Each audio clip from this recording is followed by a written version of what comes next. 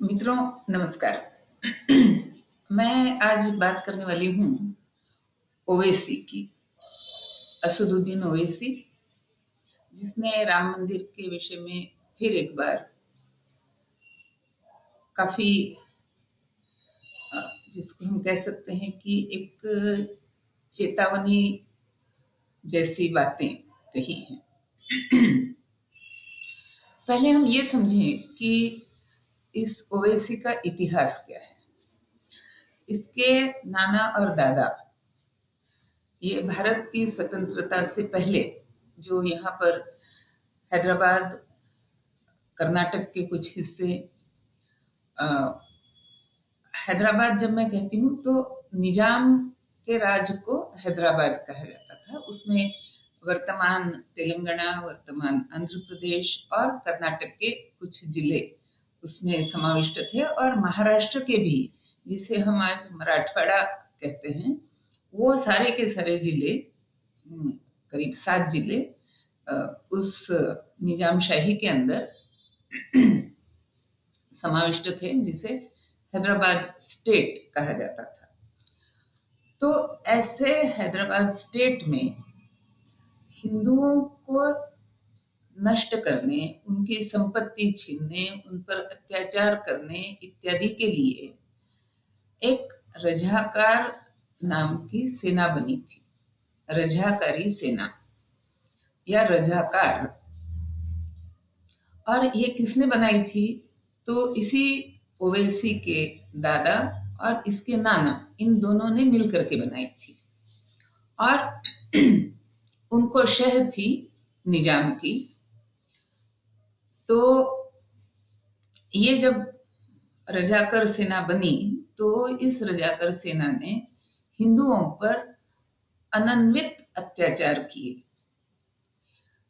ऐसी ऐसी घटनाएं आज भी लोग बताते हैं, जो कि उन्होंने अपने 2 पीढ़ियों पहले के लोगों के विषय में सुनी है।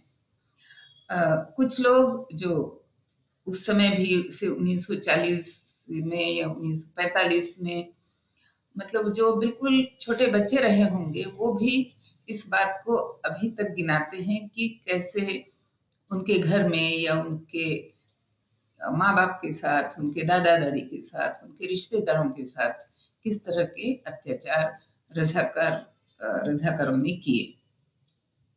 और इसके लिए रजाकारों ने खास तौर से अफगानिस्तान से और इधर उधर से काफी अपने मदद के लिए दूसरे, मतलब उस समय भारत एक बहुत विशाल भारत था, तो वहां से वो मुसलमानों को बुलवाते थे, मंगवाते थे, ताकि वे अपने इस आयोजन में सफल हो सकें। लड़कियों को लूट करके ले जाना, गांव के गांव को जला देना, लोगों के सिर काट करके झोंपड़ी के ऊपर टांग देना, कुएं में कुछ अखाद्य या जहर डाल देना, इस तरह के अत्याचार वे किया करते थे। और उनका नारा था, ब्राह्मण को काटो, बनिए को लूटो। और जब वो कहते थे बनिए को लूटो, तो इसमें जो भी किसान वर्ग के लोग थे वे भी लूटे जाते थे, उनकी बहन बेटियों को उठा करके ले जाया जाता था। इस तरह के अत्याचार इन रजाकार लोगों ने किए। और कभी कभी बचपन में जब मैं इस इतिहास को थोड़ा सा कहीं इधर उधर से पढ़ती थी, तो मैं ये सोचती थी कि चलो 1948 में तो देश स्वतंत्र था, 1947 में देश स्वतंत्र हुआ, और चलो मान लेते हैं कि निजामशाही से मुक्ति दिलाने में और हैदराबाद को भारत का हिस्सा बनाने में, हैदराबाद स्टेट को भारत का हिस्सा बनाने में 1 वर्ष से कुछ थोड़ा सा अधिक समय लगा, 17-18 महीने लगे। लेकिन हाँ, मतलब अगस्त सितंबर 13 महीने लगे। लेकिन उसके बाद तो कम से कम इन अत्याचारों के प्रति लोग मुखर हो सकते थे, लेकिन नहीं हुए। क्यों नहीं हुए? यही प्रश्न मुझे कश्मीरी पंडितों के विषय में भी बार बार लगा कि 1992 के बाद उन अत्याचारों के प्रति लोग मुखर क्यों नहीं हुए। एक अगर हम जगमोहन जी की किताब छोड़ दें तो बहुत मुखरता से कश्मीर के पंडितों पर जो अत्याचार हुए या नरसंहार हुआ उसके विषय में केवल कश्मीरी फाइल फिल्म जब बनी तब इतने बड़े पैमाने पर उसके ऊपर लिखा गया। उसके पहले नहीं लिखा जा रहा था। तो निजाम का जो स्टेट था, हैदराबाद स्टेट, उसमें भी जो अत्याचार हुए उन पर भी बहुत अधिक 1948 के बाद भी नहीं लिखा गया। इसके दो कारण थे। एक तो जो केंद्र सरकार जो थी कांग्रेस की, जिसमें नेहरू जी हमारे प्रधानमंत्री थे, तो वे हमेशा ये सोचते थे कि नहीं नहीं नहीं, मुसलमान अगर कुछ अत्याचार करते हैं तो उसके विषय में बोला नहीं जाना चाहिए, हिंदुओं को उसे चुपचाप सहन कर लेना चाहिए। दूसरा, खुद उसी निजाम को जिसने पहले भारत में शामिल होने से मना कर दिया था, फिर इतना अधिक उसने अपनी जिद पे वो कायम रहा कि आखिर आर्मी भेज करके उसको उसको वो शरण आया, तब बात बनी। ये सब होते हुए भी 1948 में और जब तक की भाषावार प्रांत रचना नहीं हो गई और आंध्र प्रदेश अलग और कर्नाटक अलग वगैरह, इस तरह से जब तक नहीं बना, तब तक निजाम के हिस्से का, मतलब हैदराबाद स्टेट का जो भी भाग था, खास करके जो तब का आंध्र प्रदेश था, उस आंध्र प्रदेश में फिर भी निजाम को ही राज्यपाल के बराबर का दर्जा देकर के उसी को वहां का जो कह सकते हैं एक प्रकार से पावर उसी के हाथ में थी। तो उसके विरुद्ध कोई भी बोलने के लिए, तब भी बोलने के लिए या लिखने के लिए या उन अत्याचारों की कहानियां बताने के लिए लोग फिर भी राजी नहीं होते थे। राजी होते थे कौन? बोलने के लिए कि हाँ, हम अत्याचार हमने किया है और डंके की चोट पे किया है और आगे भी करते रहेंगे। इस प्रकार की बात करने वाले केवल और केवल रजाकारी लोग थे। और उनका जो पॉलिटिकल संगठन था, उसका नाम था, उस पार्टी का नाम था MIM। वही पार्टी अब नाम बदल करके AIMIM हो गई है। यानी ऑल इंडिया, इस तरह से AI पीछे लगा दिया, बाकी ऑल इंडिया वही MIM, वही पार्टी का नाम आज भी है। और वही रजाकारी प्रवृत्तियां भी आज भी हैं। तो ऐसा ओवैसी जिसका छोटा भाई ये कहता है कि हिंदुओं की 15 मिनट अगर पुलिस हटा दो तो हम 25 करोड़ मुसलमान और तुम 100 करोड़ मुसलमान, तुम 100 करोड़ हिंदू, लेकिन हम दिखा देंगे कि मुसलमान क्या होता है, बस तुम 15 मिनट के लिए पुलिस को हटा दो। मतलब वो ये कहना चाहता है कि 15 मिनट के लिए अगर पुलिस हट जाए तो सारे 100 करोड़ हिंदुओं का सफाया वो करवा देगा। तो इस तरह की बयानबाजी करने वाले जो, और ये केवल बयानबाजी नहीं है, ये केवल कहने भर की बात नहीं है, वे इन बातों पर पक्का विश्वास करते हैं और इसे करने में भी विश्वास रखते हैं। इस बात को हमें समझना पड़ेगा। जो मुझे लगता है कि ऐसे लोग जिन्होंने मराठवाड़ा में या हैदराबाद में, आंध्र प्रदेश में, तेलंगाना में, कर्नाटक में, जिन्होंने इन अत्याचारों को देखा है, समझा है, भुगता है या उसके बारे में गहराई से चर्चा की है, वो ही इन बातों को समझ सकते हैं। खैर, मैं आती हूँ उसके अब के बयान पर।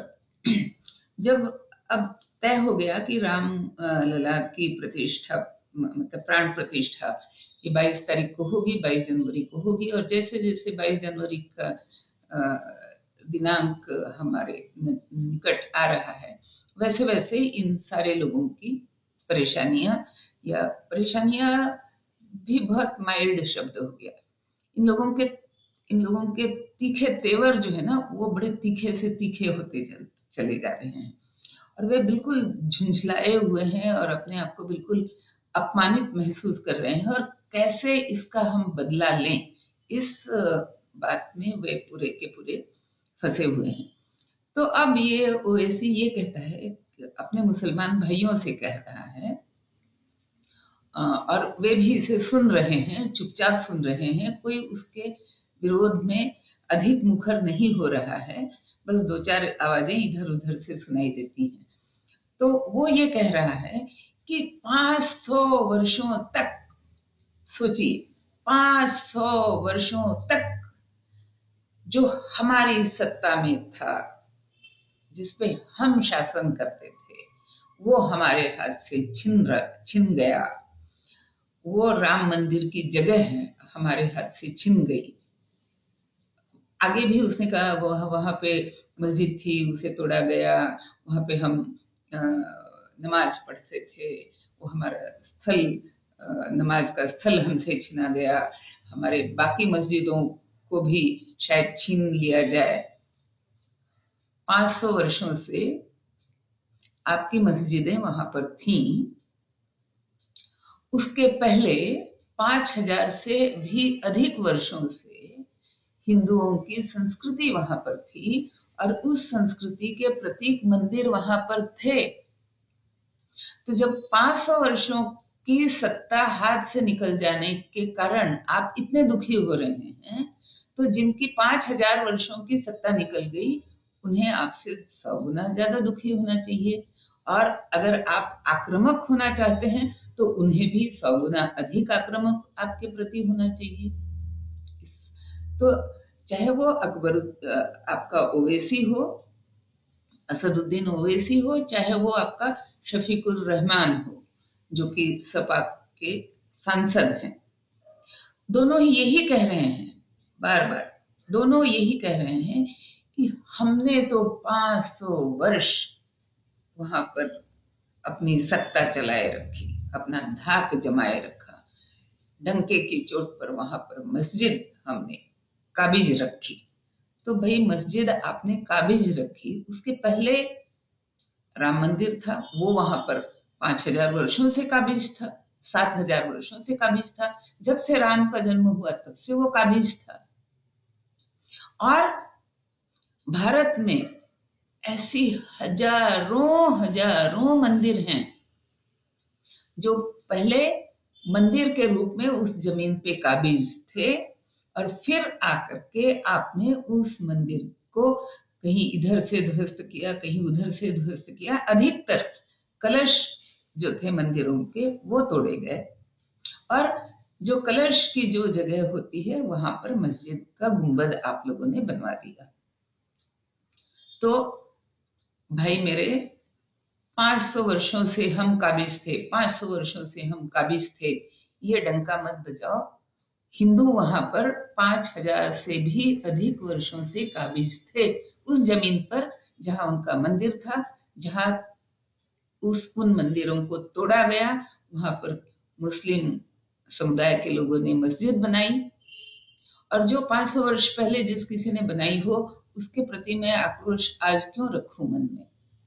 लेकिन आज वहां पर मंदिर बन रहा है, बनेगा, बन चुका है, आगे भी कई मंदिर बनेंगे। और अगर आप ये कह रहे हो कि देखो हमारे 500 वर्षों की जो हमारी सत्ता काबिज थी, तो याद रखो कि उन 500 वर्षों से पहले 5000 वर्ष तक हिंदुओं की सत्ता उन जगहों पर काबिज थी। हाँ, जो मस्जिदें बिल्कुल नई जगह पे बनवाई हो किसी ने, जैसे हम पढ़ते भी हैं इतिहास में कि यहाँ हिंदू राजा था, उसने कहा कि मुझे थोड़ी सी जमीन चाहिए ताकि हम वहां पर मस्जिद बना सकें और हम अपनी इबादत कर सकें, या हम वहां पर चर्च बना सकें, अपनी इबादत कर सकें, वहां पर हम पारसी अग्यारी बना सकें, और वहां पर हम अपनी जो धार्मिक विधियां हैं वो कर सकें। और राजाओं ने उन लोगों को, ऐसे लोगों को जमीन दी कि ठीक है, ये जमीन का पट्टा आपके नाम पर कर दिया, आप बनाओ इस पर अपनी मस्जिद, आप बनाओ इस पर अपनी चर्च, आप बनाओ इस पर अपनी अग्यारी। तो ऐसे बड़े दिल वाले जो हमारे राजा वगैरह हुआ करते थे, उन्होंने जो भी आपको जमीन दी होगी, या जहां पर बिल्कुल जहां पर कोई भी दूसरा स्ट्रक्चर नहीं है, मंदिर नहीं है, वहां अगर आपने मस्जिद बनाई होगी और वो भी वैध तरीके से बनाई होगी, उसको बेशक आप रखिए। लेकिन अगर आप ये कहेंगे कि वहां पर चूंकि मेरा 500 वर्षों से कब्जा था हम मुस्लिम भाइयों का, इसलिए वो आगे भी निरंतर मस्जिद बनी रहनी चाहिए, तो हम भी ये कहेंगे और हमें कहना चाहिए, हमारा हक बनता है कि हम ये कहें कि उन 500 वर्षों से पहले 5000 वर्ष तक वहां पर हिंदू संस्कृति का प्रतीक मंदिर वहां पर काबिज था और वही मंदिर वापस आएगा। और हम भूलेंगे नहीं उन रजाकरी अत्याचारों को, जो बिना किसी कारण के केवल अपना ध्वंस जमाने के लिए या लोगों का धर्म परिवर्तन करने के लिए जो रजाकारों ने अत्याचार किए हिंदुओं पर, उनको हम क्यों भूलें। अगर आप दिल बड़ा करके नहीं भूलना चाहते किसी बात को, तो फिर हिंदुओं पर ही ये हिंदुओं को ही क्यों कहा जाए कि आप भूलो उन बातों को, उन अत्याचारों को जो मुसलमानों ने आप पे ढाए हैं, नहीं भूलेंगे। कई बार क्या होता है कि एक घर में दो बच्चे होते हैं, एक बड़ा होता है, उसका सामर्थ्य अधिक होता है, उसकी अकल अधिक होती है, उसकी पहुंच अधिक होती है। दूसरा छोटा होता है, वो थोड़ा उम्र में कम होने के कारण वो थोड़ा ताकत में भी कभी कभी कम पड़ जाता है, कभी अकल में भी कम पड़ जाता है, ज्ञान में कम पड़ जाता है। यानी वो, अब माता पिता क्या करते हैं अक्सर हम माता पिता क्या करते हैं कि वो अगर दोनों में झगड़ा हो जाता है तो छोटे का पक्ष ले लेते हैं। क्यों?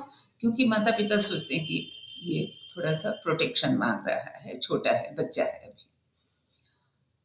लेकिन ये कोई हर माता पिता इस बात को समझता है कि इस प्रकार आप हर बार नहीं कर सकते। हर बार आप बड़े जो बड़ी संतान है, चाहे वो लड़का हो या लड़की, जो बड़ी संतान है उसकी अगर न्यायीय भूमिका है, तो हर बार आप उसको उस न्याय को पीछे नहीं रख सकते।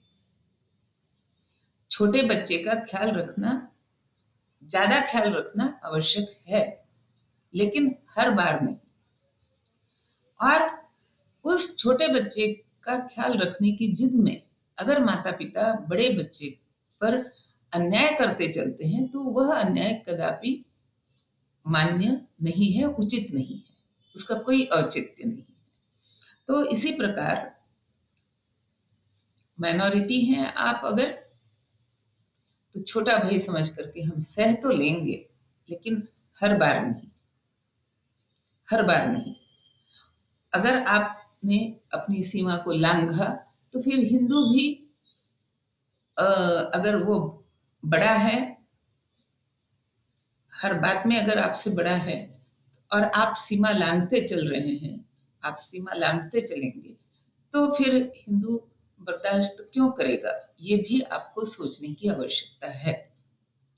तो ओवैसी साहब, आप राम मंदिर पे हमारे 500 वर्षों का पुराना कब्जा था, बाकी भी मंदिरों पर मस्जिद बना करके हमने 500 वर्ष या 400 वर्ष उन पे कब्जा किया हुआ है और वो कब्जा छीनने जा रहा है। ऐसी बातें कह करके आप दूसरे मुसलमान भाइयों को मत भड़काइए, क्योंकि फिर उन्हीं मुसलमान भाइयों को बताना पड़ेगा कि रजाकरी इतिहास क्या था, जिसको आप नहीं चाहते कि लोग उसकी चर्चा करें। लेकिन लोगों को बताना पड़ेगा कि ये रजाकरी जुल्मों का, अत्याचारों का ये इतिहास था, और यही इतिहास लिखने वाले, जिनके बाप और दादा और नाना नानी नाना ने इन बातों को किया, उसी व्यक्ति को, वही व्यक्ति आज कह रहा है कि हमारे मस्जिदों पर कब्जा ना हो जाए। भाई, जहां आपने मंदिर के ऊपर मस्जिद बनाई होगी, वहां पर आपका कोई हक नहीं बनता है इस बात को अब स्पष्ट रूप से कहने का समय आ गया है और लोग इसे कहेंगे और आपको इसे सुनना पड़ेगा। तो आप अपने सुनने की धैर्य को, सुनने की क्षमता को बनाए रखिए, यही आपके लिए उचित होगा। बाकी हिंदू बड़े सहनशील हैं, ये आपको भी अब तक पता चल गया है, और हिंदू सहनशील ही रहना पसंद भी करते हैं।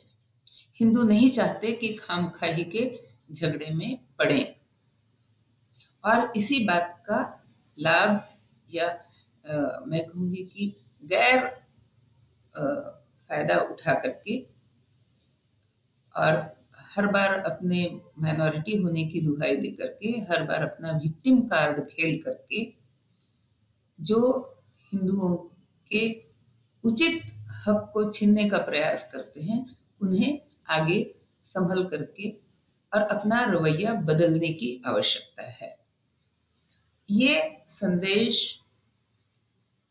ओवैसी के लिए हर व्यक्ति की तरफ से जाना चाहिए कि तुमने बड़ी बातें कर ली रजाकारी सेना के दिन, उस दौरान तुमने बड़ी बातें कर ली 500 वर्षों की गवाही दे करके, लेकिन 500 वर्षों के पीछे का 5000 वर्षों का इतिहास मत भूलो।